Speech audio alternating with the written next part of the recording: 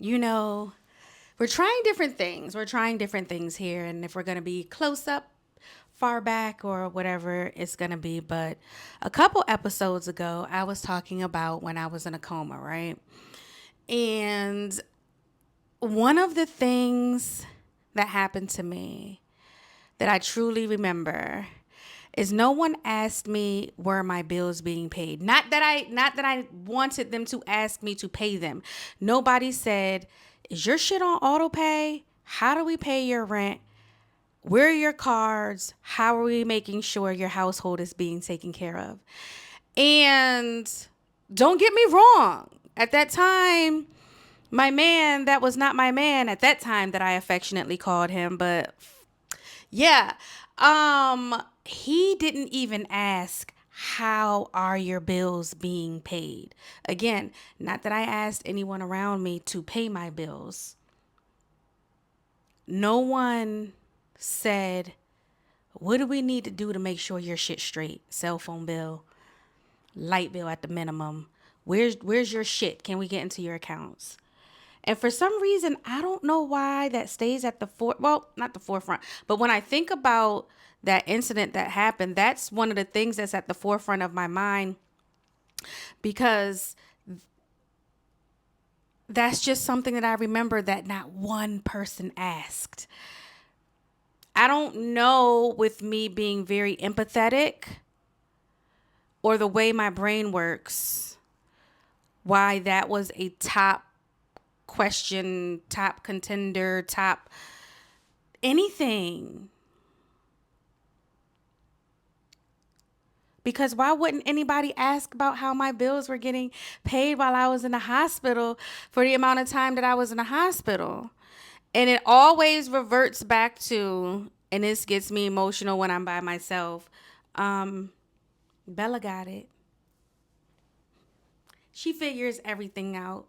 She's gonna figure out a way how she has her phone, she has Wi-Fi. Um, Even when I had to learn functionality of feeding myself again, nobody asked me,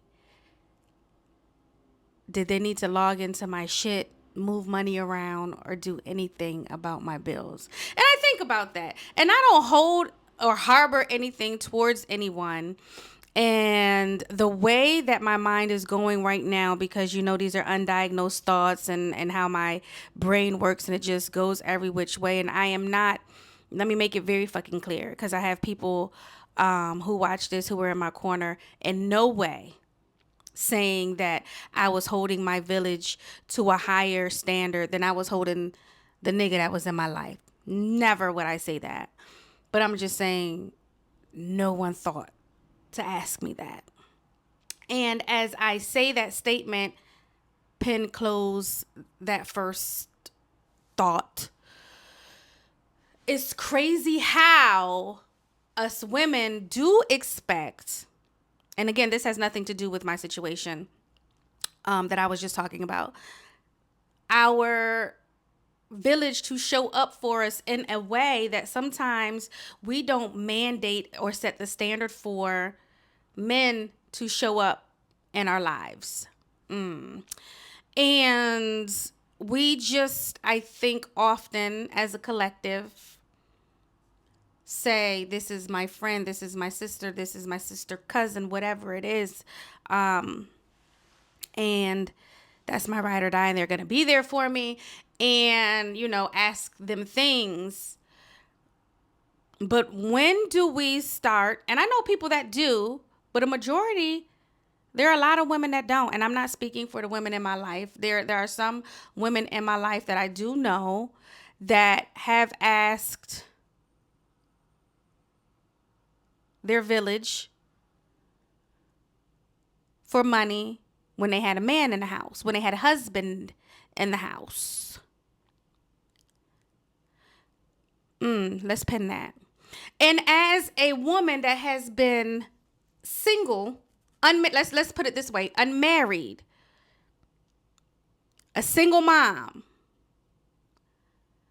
people coming to me and asking me for money as a singleton versus when you are a 2-person household with 2 incomes. That's very fucking crazy to me.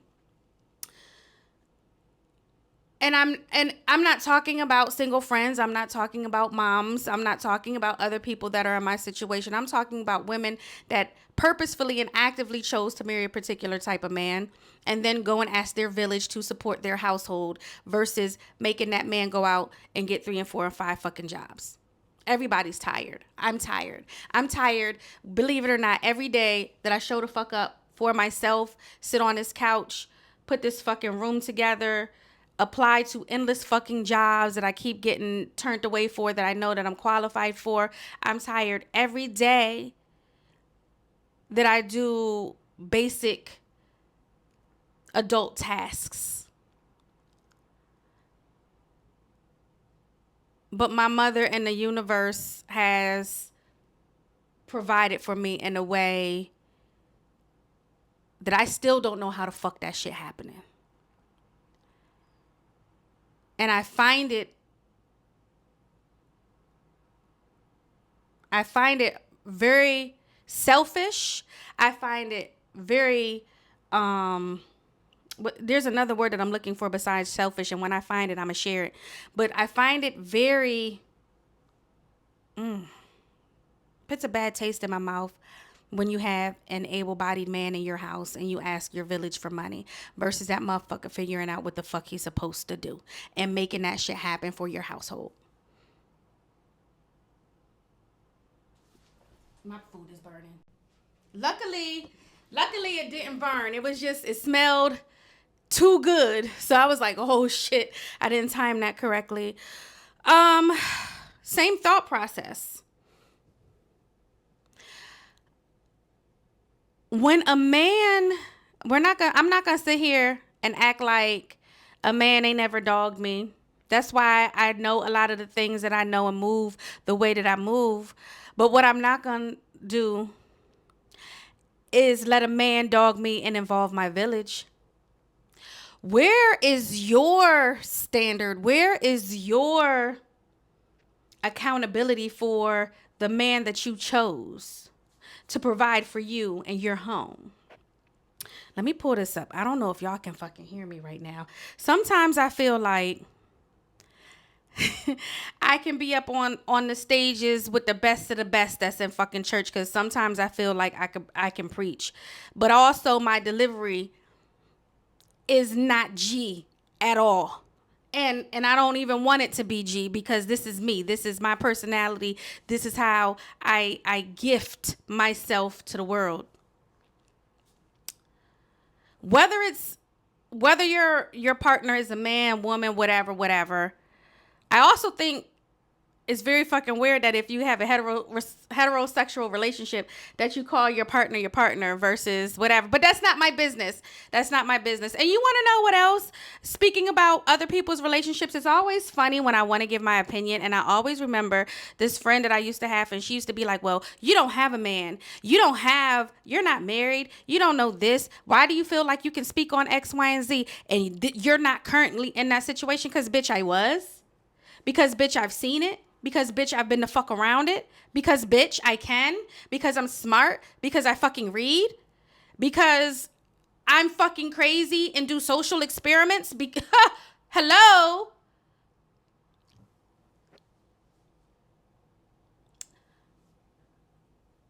You don't have to be in something to know that something's not good. You don't have to touch the fucking pot to know that motherfucker's hot, right?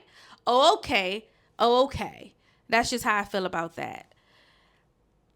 Day 20 of this, y'all.